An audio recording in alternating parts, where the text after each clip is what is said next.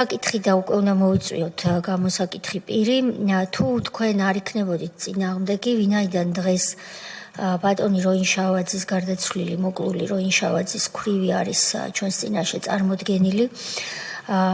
ეს ქალბატონი არის ქართველი ქალის მედეგობის, მებრძოლეობის, სიმტკიცის ერთ-ერთი სიმბოლო, რომელმაც იმ დროს ბრძოლა გააჩაღა რეჟიმთან, როდესაც ქმარი მოუკლეს.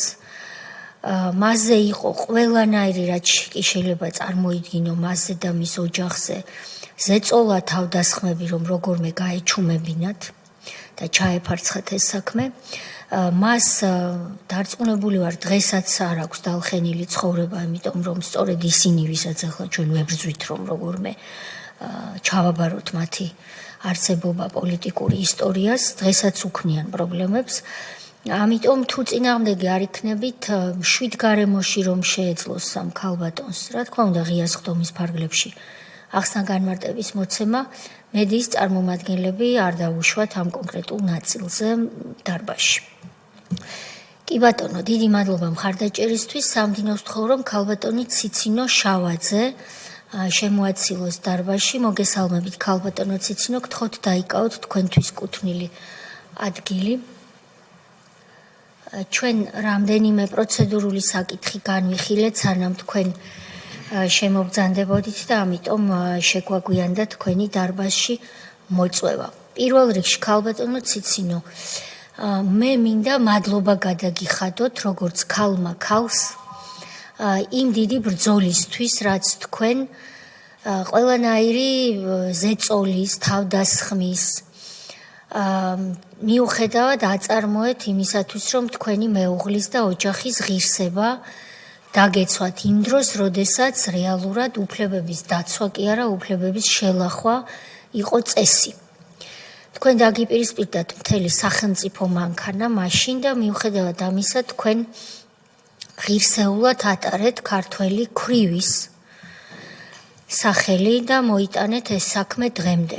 სწორედ თქვენი თავდადების შედეგია, რომ 2020 წელს ადამიანის უფლებათა ევროპულმა სასამართლომ სტრასბურგში დაადგინა კონვენციის მეორე მუხლის, ანუ სიცოცხლის უფლების, როგორც მატერიალური, ასევე პროცესუალური დარღვევის ფაქტი და ამით დამტკიცდა ის, რისთვისაც თქვენ ამდენი წელი იბრძოდით, რომ თქვენ იყავით მართალი და რომ თქვენი მეუღლე ქვეყნის ერთგული ჯარისკაცი სახელმწიფომ თავისი ხელით მოკლა. მადლობა ამ ბრძოლისთვის. სხვა მხრივ როინშავაძის სახელი და გვარი დავიწყებული იქნებოდა და ისე ჩააბარებდნენ წარსულს მაშინდელი ხელისუფლები, რომ არც კი შერცხვებოდათ რა საკვირველია. ასევე მადლობა მობრძანებისთვის, თქვენ აჭარიდან ჩამობრძანეთ სპეციალურად დღეს სხდომაზე გამოსაცხადებლად, მადლობას გიხდით ამისათვის. ქალბატონო ციცინო, პროცედურა ასეთი და მოდით ეს დავიცვათ. მე უნდა გაგაფრთხილოთ, ვალდებული ვარ, რომ ცრუ ახსნა-განმარტების მოცემა განზრახ არის სისხლის სამართლებრივი პასუხისმგებლობის საკითხი. თუ თქვენ უარსიტყვის კითხვებზე პასუხი გასცეთ, ასევე ესეც პასუხისმგებლობის საკითხი შეიძლება გახდეს და კითხვებზე პასუხისთვის თავის არიდებაც. მე რომ ეს აგიხსენით, თქვენ რომ ეს მოისმინეთ, გთხოვთ ამის დასტურად მოაწეროთ ხელი დოკუმენტს, რომელიც თქვენს წინაშეა და შემდეგ უკვე ჩართავთ მიკროფონს და დავიწყებთ გამოკითხვის პროცესს.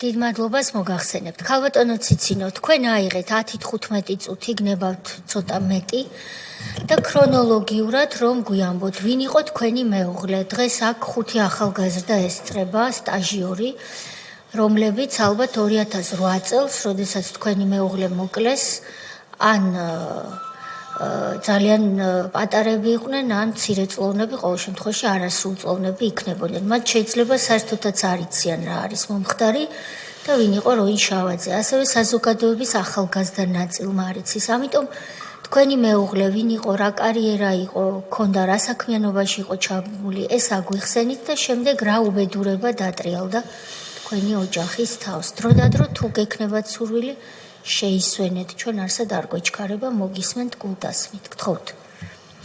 პირველ რიგში მოგესალმებით. უღრმესი მადლობა მოწვევისთვის და ჩემი მეუღლის დაფასებისთვის მე ესე ჩავთვლი, რომ გაიხსენეთ და არ ავიწყდება საქართველოს.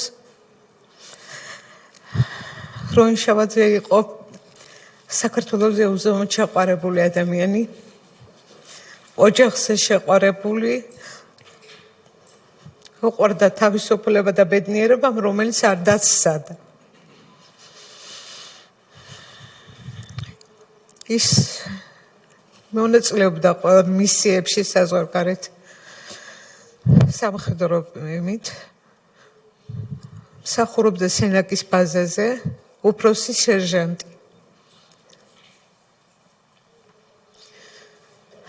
ძალიან მძიმეა ბოდიში ხდით.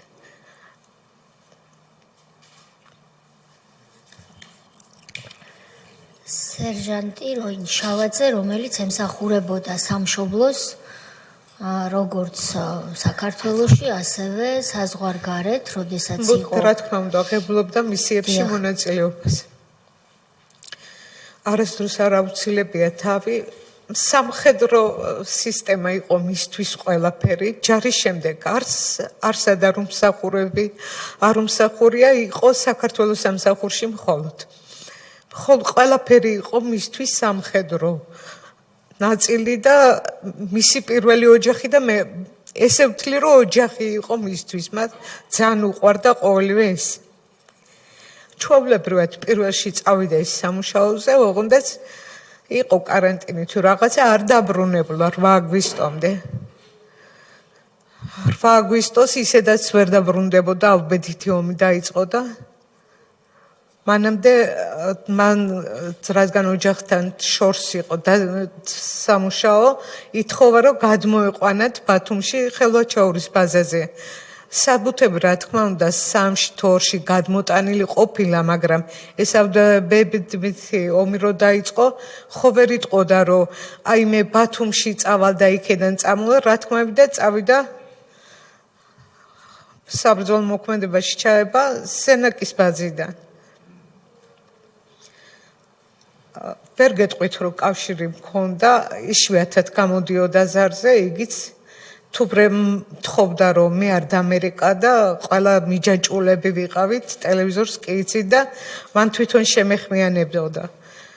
იყო 2-3 ზარი, თხოვა რომ არ მენერვიულა და ყველაფერი კარგად მიდიოდა, მას ბოლომდე ჯეროდა რომ ყველაფერი კარგად იქნებოდა. ომის დამთავრების შემდეგ ჩვეულებრივად დაბრუნდა, რა თქმა უნდა პირველ რიგში ჩააბარა იარაღის თბილისში, აქ ჩამოვიდნენ ბაზე ყველაფერი, შემდეგ 14-ში დაბრუნდა სახლში. ოღონდ ძალიან სხვანაირი შეცვლილი, მეგონა რომ ჩემი მეუღლე აღარ იყო ის, რაც წავიდა, როგორც წავიდა ის სახლიდან. ძალიან შეცვლილი, დაღლილი, აი უცხო ადამიანივით, სულ სხვანაირად გამოიყურებოდა, რა თქმა უნდა, განიცდიდა ყოველივე ამას. არა დასამალი ის იყო ძალიან დიდი მოსული კაცი და უყვარდა მას ჭამას და რაღაცა დავახვედრე ყველაფერი, მაგრამ ვერ ჭამდა, თუ არ ჭამდა, არ უნდოდა. კითხე, ყავა იყო მისთვის ყველაფერი და რომ მოუხარშე მეთქი ყავა დალიედა.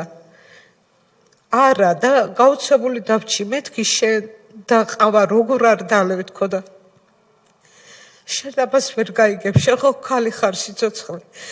ეს მისი სიტყვები იყო. ჩვენს ბიჭებს წყალი არ ქონდათ, მე ყავა როგორ დავლი. ქალბატონო ციცინო, მე ჩაგერევით რომ თქვენ დროდადრო მოგცეთ საშუალება რომ თხრობა განაგრძოთ. ესე იგი, როგორც ჩვენ ვიგებთ 2008 წლის 1 აგვისტოდან ის წასული იყო და სენაკის ბაზიდან, როდესაც ომი გაჩაღდა, ის ჩაება, რა თქმა უნდა, ქვეყნის დაცვის საქმეში და სენაკის ბაზიდან უკვე წავიდა ცხინვალის რეგიონში. თქვენთვის ცნობილია ომის მიმდინარეობისას ის კონკრეტულად სად იბრძოდა? არა, არ ვთქვია, რომ სად კონკრეტ, მაგრამ იმ რეგიონში იყო, სადაც აგვისტოს ომი მიმდინარეობდა, საომარ არეალში. ამის შემდეგ დაბრუნდა და მან თქვა, რომ ვერც საკვებს, ვერც წყალს, ვერაფერს სითხეს ვერ იღებდა, იმიტომ რომ ომის დროს ჩვენს ბიჭებს წყალი არ ქონდათო. რას გულისხმობდა ხომ არ აგიხსნათ?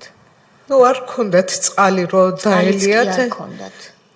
დაჭრილებზე საუბრობდა. დაჭრილებზე და ჩავერევით თუ შეიძლება უბრალოდ ქალბატონი ციცინოს სიტყვები 2008 წლის სახალხო დამცველის მოხსენებიდან ამდენი წლები გავიდა და ბევრი რამე შეიძლება დღეს ისე ვერ იხსენებდეს და როცა კვდებოდნენ ბიჭებს წყუროდათ და წყალს ვერ ვაწვდით, რადგან წყალი არ გქონდა ისეთ ადგილას ვიყავეთო და ეს განცდებით ამ იმითი იყო, რომ ამ განცდების გამო იყო შემდეგ ასეთი დაწრგუნული და ასეთ სტრესში.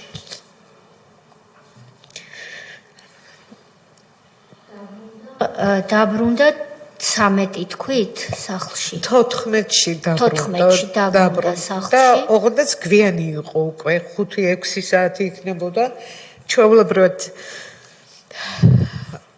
დაისვენა ქუჩაში გავიდა ოღონდ საკვებზე და რაღაცა ნუ არ იყო ისეთი როგორი რომაც იყო დაღლილი ძალიან და ერთადერთი საბაზაროში ბუდიშ მოვითხოვ შესვლა შევიდა და თხოვა რომ ცელოფანი მიმეწოდებენ და გაოცებული დავჭი მეთქი ცელოფანი რაშვაში რისთვის და ცელოფანი მინდაო და იმიტომ რომ მათ იმდენი ხანი ტანზე გაუხდელი იყვნენ რომ ყველა შიგასასვალი რაც იყო ყველაფერი ცელოფანში მოვათავსა და მე მუსორში გაიტანა იმიტომ რომ მათ ნასკები და ყველაფერი ფეხზე შემოხეული ჰქონდათ ფეხის გულებზე სულ სისხლი მოსდიოდა ისე ქონდა გაცრეცილი უჭირდა ძალიან ქუჩაში გავიდა ისეც უკვე გვიანი იყო ტელევიზორს ვუყურებდით რა თქმა უნდა ხალხი მოვიდა მოულოცა რომ შემოდიოდნენ მეზობლები და ახლობლები რომ დაბრუნდა უნებელი ოღონდაც ყველა გაკვირვებული უყურებდა იმდენად შეცვლილი იყო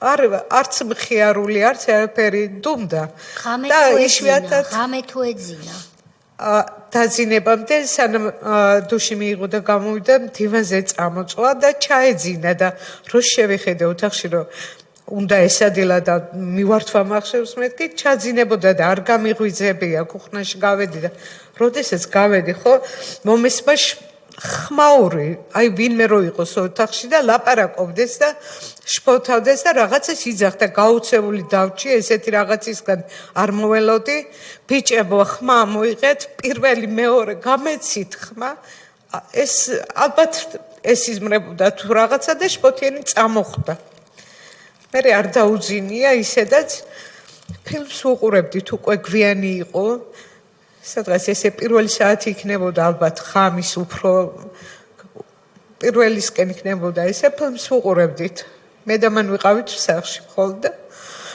ქუჩიდან გავიგონით შემოძახილი ისევ ცხოვრობთ რომ ქუჩის მხარეს გვაქვს მეორე სართულზე ვარ და რომა ხო და გაოცებული თუ ვინმეს უნდა კარიდან და გაიხედა და რომელი ხარ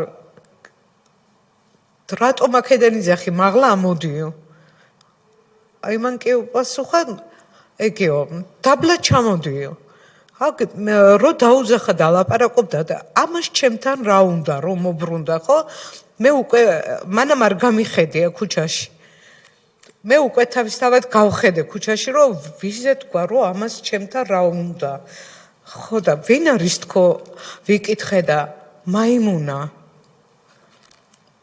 მეთქი ეს ბიჭს ძალიან ცუდი სახელი ჰქონდა მე ვიცოდი მე მუშაობდი სტილისტი ვიყავი სალონში და ქალაქიდან ვიცოდი რომ ამ ბიჭს ძალიან ცუდი სახელით სარგებლობდა ეს ბიჭი რეპუტაციით ქალაქში და ამიტომ მე გაოცებული დავჭი და მეთქი შენ იცნობ შენ კი ვიცნობ მაგრამ მამას ჩემთან რა უნდა არაფერი დაუძახეს ისედაც უბრალოდ მაისური ეცვა და შორტი და პირდაპირ ესე ჩავიდა დაბლა და უკვე ყურადღება მივაქციე რომ ამ კაცს თუ რა უნდოდა ჩემეულოსთან და რატო დაუძახა იმ საქმიდან გამომდინარე რომ მე სალონში მუშაობ და მისზე ცუდი რაღაცები მსმენი ამ ბიჭზე და მეთქი რატო მოაკითხა თუ იცნობს და რაღაცა ქუჩაში რომ გადავიხედე ხო ჩემი მეუღლე უკვე რა თქმა უნდა ჩავიდა სადარბაზოდან გამოვიდა წინ და ხელი რო წამოიღო იმან ჩამოსართმევად ამ ხელი კი არ ჩამოართვა მაისური აუწია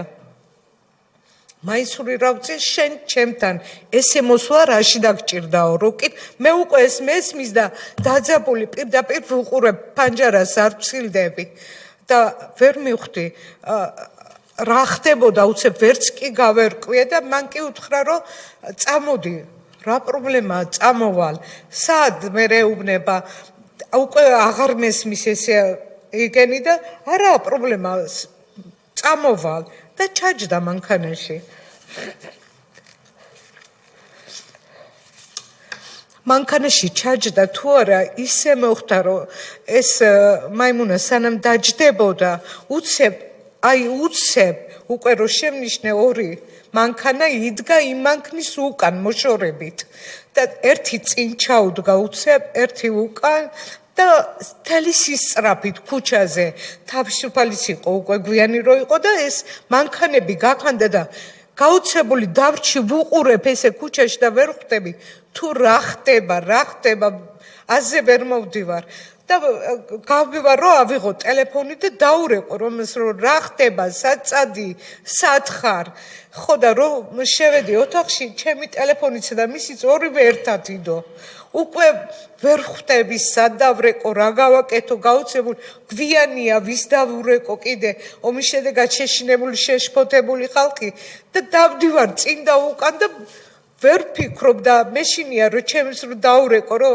არ შევაშინო არაფერი არ გასულა ბევრი დრო ალბათ 9 საათზე მეტი არა და უკვე ადგილს ვეღარ პოულობ ტელეფონს ვუყურებ წინ და უკან დავდივარ და მოდის რომ გავცემულ და მეთქი რა ხდება სად იყავი ესე ძალიან გაკვირვებული გაუცებული არ ვიცი ვერ გეტყვი რა ხდება არ ვიცი სად იყავი თქო და ესე მითხრა რომ უშიშროებაში წაიყვანეს და მეორე სართულზე აიყვანეს როდესაც მივიდა კარებთან მაიმუნა შევიდა პირველი და უთხრა რომ მოვიყვანეო როინ მოვიყვანეო და რო დაუნახავს იმ კაცს მე ვინ გითხრა რომ ეს აქ მოიყვანეო და არაფერი გამოაბრუნეს უკან მოიყვანეს მაგრამ რონი იცნობდა ყველა სისტემას ყველაფერს და ძალიან იცნობდა ხალხს თქვა დეპუტატი ვინ იყო მე არ ვიცოდი მაგრამ მან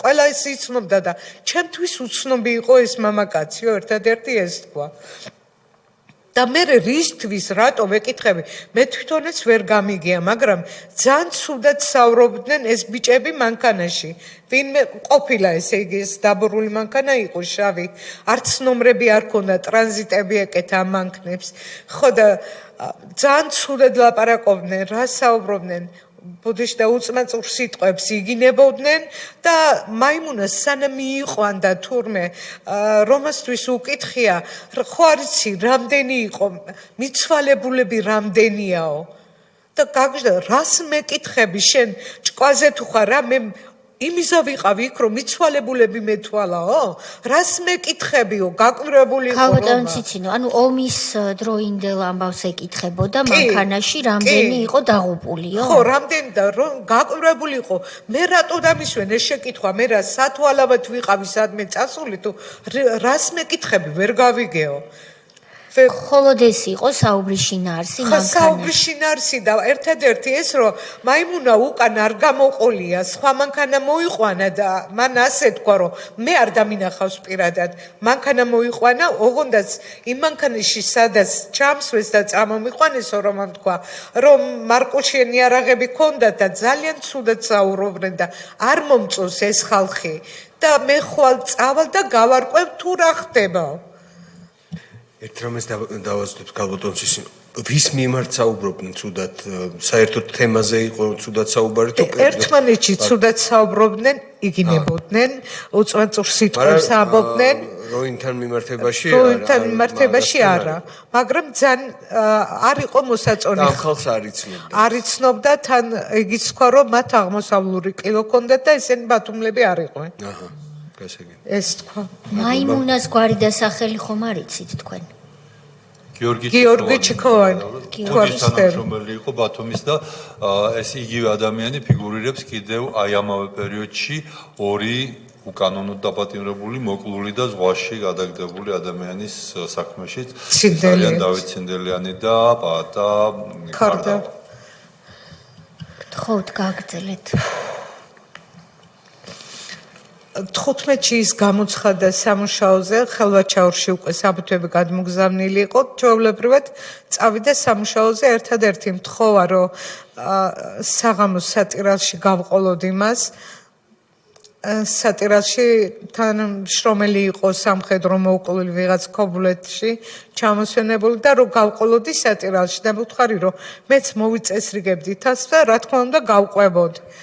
წავიდა ჩვეულებრივად სამუშაოზე ძალიან ადრე გადის და იმ დღეს ძალიან ესე რო გითხრათ რომ ადრე გავიდა არ გასულა ადრე 7 იყო საათი თავი მოიწესრიგა ყავა მოუხარშე და რო დაუძახე კიდე რომ ყავა დაელია რო ოთახში შევბრუნდი მუხთა ჩოქილი ლოცულობდა მას ის ძალიან მორწმუნე იყო და ხომ დავცინოდი კიდევაც რომ მეთქი ურწმუნო არა ვარ, მაგრამ მან იმდენად მორწმუნე იყო, რომ ლოცვის გარეშე გარეთ არასდროს არ გადიოდა და რომ შევიხედე ხატებთან მუხთა ჩუქილი ლოცულობდა და გავბრუნდი უკანე და რომ შევავდა ისევლე ყავა არ დაულებია, ისევლე დატოვა ყავა და გაბრუნდა. ეს იყო ჩემი ბოლო ნახვა მის ცოცხალის.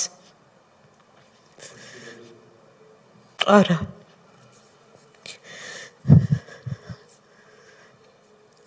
ბატონო ციცინო, რამდენი წლის იყო ამ დროს ბატონი როი? 27-ის. 27-ის. კი ბატონო. შემდეგ უკვე სამუშაოზე რო წავიდა, მაინტერესებდა დავრეკ ესე 11 საათი იქნებოდა და მითხრა რომ კმაყოფილია თანამშრომლებით და კარგად არის. უთხარი რომ მეც სამუშაოზე წავიდოდი და თავს მოვიწესრიგებდი, ოღონდ სამუშაოს არ ვაპირებდი უბრალოდ თავს მოვიწესრიგებოდი რომ სატირალში გავყოლოდი.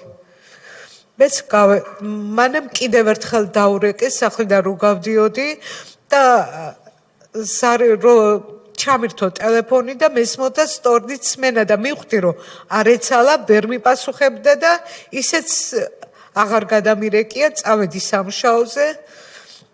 იქნებოდა ესე 2:30 ალბათ, ზუსტ დროს ვერ გეტყვით არ მახსოვს. ხო და მანამდე დამირეკა ტელეფონმა უცხო ნომერმა. და თხოვეს რომ როინს ვერ უკავშირდებიან სამუშაოზე უფროსობა კითხულობს და თუ დაუკავშირდებითო მეთქი როინი ხო სამუშაოზეა კი მაგრამ მაგენს არ ქონდათ ნაშივკები სამხრები და სამხრების გასაკეთებლად იყო წასული და დავბრუნდები და იგვიანებსო კარგი მეთქი გადავრეკავ ესე ავიღე ტელეფონი რომ დაურეკე მითხრა რომ ამ სამხრებს აკეთებდა რაღაც 5 წუთი ქონდა დარჩენილი და ისევ სამუშაოზე გაბრუნდებოდა მეთქი როგორ რატო კითხულობენ თუ სათხარ და სამხრები ხო იცი არ მაქვს და გასაკეთებლად ვარ კაკრას ვამთავრებ 5 წუთი ყავასაც მოვასწრებ დაველაპარაკები დეიდაშვილი მუშაობდა იქ ახლოს ოქროს ბირჟა დაველაპარაკები მათ და გაბრუნდები სამუშაოზე ხელვაჩაურშიო კი ბატონო მე უკვე არ დამირეკავს მათთვის რომ ჩემი მეუღლე გავაფრთხილე და რაღაცა 15-10 წუთიც არ იყო გასული უცებ შემორბის კლიენტი ძალიან აღელვებული ციცოთ რომ აიყვანეს მეთქი რა ქნეს რომ აიყვანეს მე მგონი მოკლეს კიდევაც ცოცხალი არ არის პირდაპირ არ დაუმალა ამ სამკას მინდა რომ იცოდე აიყვანეს და წაიყვანეს უკვე რომ ვრეკავდი ტელეფონზე ზარი გადიოდა ჩვეულებრივად მაგრამ არავინ არ პასუხობდა მე ყველას მისანათისაოს ჩემს ახლობლებს დაურეკე ტელეფონზე ვრეკავდით განუწყვეტლად. ზარი გადიოდა, მაგრამ არავინ არ პასუხობდა. მე ყველა ჩემებიც მოვიდნენ მანქანებით და დავეძებდით ყველგან. ერთადერთი პირველი რაც მოგვაფიქრდა, სახალხო დამცველის აპარატში მივედით, გამოყვა იქ ლადო იყო გალობლიშვილი. ხო და ეს ბიჭები, ჩემი ახლობლები, მანქანით დავეძებდით ყველგან, სადაც კი შეიძლებოდა. ყველა დაწესებულებას მივედექით და არავინ პასუხს არ გვცემდა. არავინ ხმას არ იღებდა. მის სამშოუს ადგილ ხელვაჩაურშიც გავედით. იქაც არავინ ხმას არ გვცემდა, არავინ არაფერი არ იცოდა. უცებ მან კაცი გაქრა, ჩაყლაპა და ბოლოს არც კი მახსოვს სამხედრო ბაზა ჭავჭავაზის ქუჩაზე რაღაც იქ შეიძლება ყავდეთო რაღაც ესეთ გავიგეთ, რა ვიცი, ყველა დაწესებულებას მივადექით. იქ როდესაც მივედით, კიდე ვითხოვეთ და თხოვდით, რომ ხო არ იცოდნენ რამე ეცნობენ, ვინათ არა, კიდე არაფერი რო არ ქნეს, ხო, პატრული მოვიდა ამ დროს და მანქანას ბუხდა ჩაქვილი დავაჩოქე, მეთქი მითხარით კაცი აიყვანეს და საათ ყავთ, გამაგებინეთ, ვეხვეწებოდი და არავინ არ იძრეოდა. პატრულის თანამშრომელი მანგრიდაც არ გადმოსულა, უკუსვლით გავიდა და ჩემმა ძმამ წამოაყენა, თავი შეიკავე, რა ხდება? ჯოჯოხეთი იყო ალბათ. ბოლოს არ ვიცი, მე მგონი ლადომ გალბლიშვილი და ჩემი ახლობელი, ოჯახის ახლობელი შევიდნენ ბოლოს თავდაცვის სამინისტროა თუ არ ვცდები გორგზე თუ სადღაც იქ და იქ უთხრეს, რომ არ დავლოდებული ვიყავით არაფერს, აიყვანეს რომა და წაიყვანეს თბილისში და დაგვირეკავდნენ და შეგვეხმიანებოდნენ, რომ წავსულიყავით სახლში.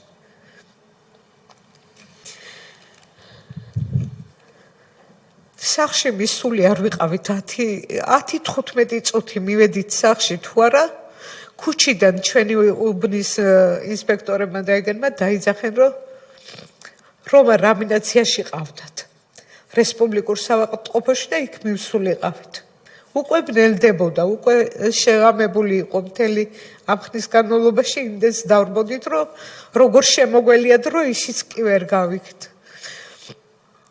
და სავაწყობოსთან როდესაც წავედით მანქანები და მივედით მე მგონია რომ რამინაციაშია და რამინაციაშია თქვენი მეუღლე და მიაკითხეთ ქუჩიდან შემოგძახენ და არავითარი კარებზე მოსვლით და არ უთქვიათ ის რომ მივედით იქ უკვე ფორმიანიც და უფორმოც 100 კაცი დაგხვდა და გვითხრეს რომ ის პროზექტურაშია და გარდაცვალებულია უკვე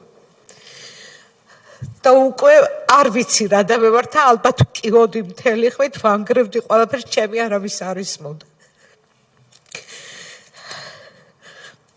ბოლოს უთხრეს რომ მოვეჩემებს რომ ხმა არა მოიღოთ არავის და მამიშვიდებდნენ რომ ხმა არა მომეღო და არ მეეყვირა და მე წივოდი ვანგრევდი ყველაფერს არაფერი არ მახსოვს უკვე და უთქვია ჩემთვის რომ გაეცილებინათ იქაურობას ჩემი თავი და მოეცილებინათ უკვე აზეთ რომ მოვედი მე უკვე სახში ვიყავი და რომას უასვენეს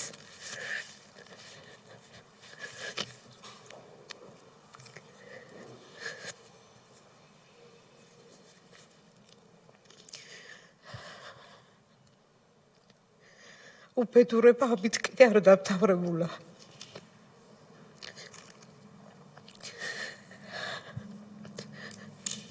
მიცვალებობა გახრწნა დაიწყო რაღაც ისეთი ქონდათ გაკეთებული რომ სასწაულის სული ქონდა და არ ვიცი ყველაფერი იყო ჯოჯოხეთი გამოგვატარე პირდაპირ გვეუბნებოდნენ რომ არ გვეტირა ხმა რა მოგვეღო მთელ ქუჩა იყო იდგნენ ფორმიანები ხალხი ვინც კი მოდიოდა ზოგს აბრუნებდნენ და ეუბნებოდნენ რომ ახლოს არ გავყარებოდნენ თუ უნდათ რომ მათაც ჩვენი ბედი არ გაეზიარებინათ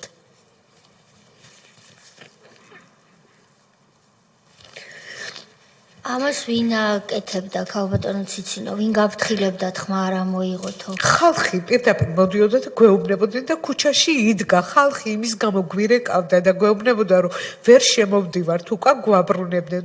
ბინის ყველა კუთხეში იდგა ფორმიანებიც და უფორმოდ გადასმულები და ეუბნებოდნენ, რომ დაეტოვებინათ იქაურობა.